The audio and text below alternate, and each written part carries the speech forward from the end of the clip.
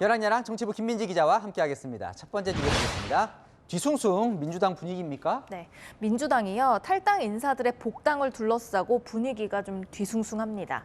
오늘 오전에는요 민주당에 곧 복당할 것이라면서 이 사람 얘기가 나왔습니다.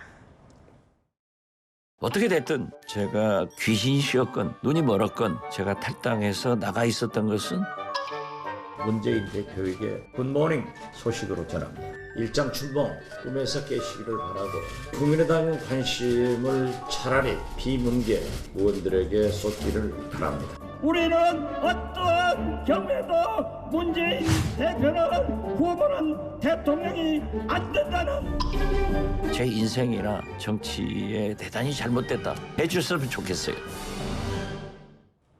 박지원 전 원장이 반성문을 한 번 쓴 게 아니에요. 최근에 여러 번을 쓰고 이제 복당을 신청한 거예요. 맞습니다. 당 내부에서도요 이재명 대표의 사법 리스크를 뭔가 적극 방어할 스피커로서 박 전 원장의 복당을 기대하는 분위기도 있었거든요. 하지만 복당은 보류됐습니다.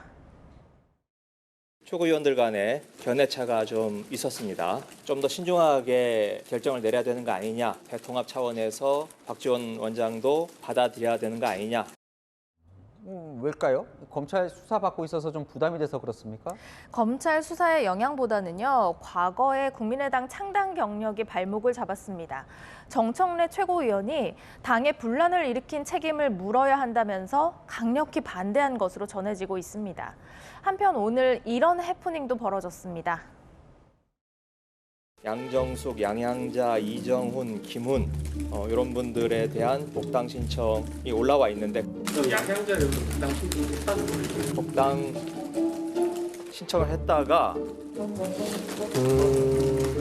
그 뒤로 철회를 했는지 여부는 제가 잘 모르겠습니다. 하여튼 그런데 지금 애초에는 신청을 한 걸로 알고 있습니다. 양양자 의원은 국민의힘 반도체 특위 지금 위원장 맡고 있는데요. 본인도 당혹스럽고 유감스럽다고 했네요. 네, 복당 신청을 공개적으로 철회했는데 본인 의사를 묻지도 않고 복당 자격을 심사하느냐고 민주당에 따진 겁니다.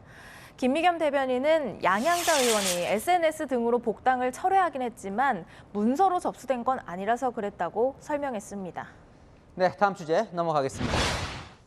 가짜 엄마, 어제 이재명 대표가 예산안을 양보하겠다면서 쓴 비유 맞죠? 네, 그런데 오늘 국민의힘에서요. 이재명 대표가 가짜 엄마다. 이런 주장이 나왔습니다.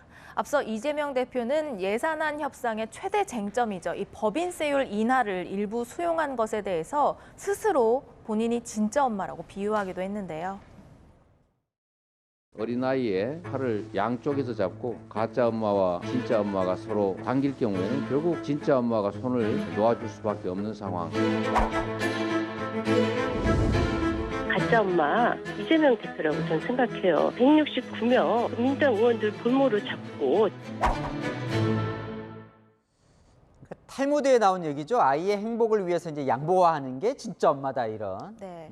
맞습니다. 이 대표는 지난달에도 이 예산안 협상과 관련해서 정부 여당을 가짜 엄마라고 했었거든요. 예산안 처리 시한이 다가와도 정부 여당은 전혀 급해 보이지가 않습니다. 마치 가짜 엄마 같습니다. 자식은 죽든 말든 재산에만 관심 있는 가짜 엄마 같이 보입니다. 당시 국민의힘에서는 야당 대표가 엄마라는 감성 어린 말로 사실을 왜곡하고 국민을 기만해서야 되겠느냐는 비판이 나왔습니다. 뭐 어쨌든 예산안 협의는 오늘도 성과가 없는 거죠? 맞습니다. 오늘 여야 원내대표 회동을 가진 김진표 국회의장이요. 여야 원내대표에게 쓴소리를 내놨습니다.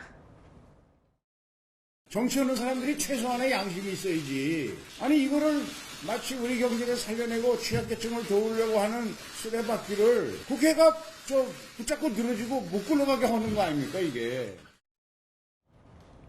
한치의 양보도 없는 여야를 보면 진짜 엄마가 있긴 있는 걸까 생각이 들기도 하는데요. 경제와 민생을 생각해서 빨리 해답을 찾아주길 바랍니다. 참 같이 답답해지네요. 네, 지금까지 열랑야랑이었습니다.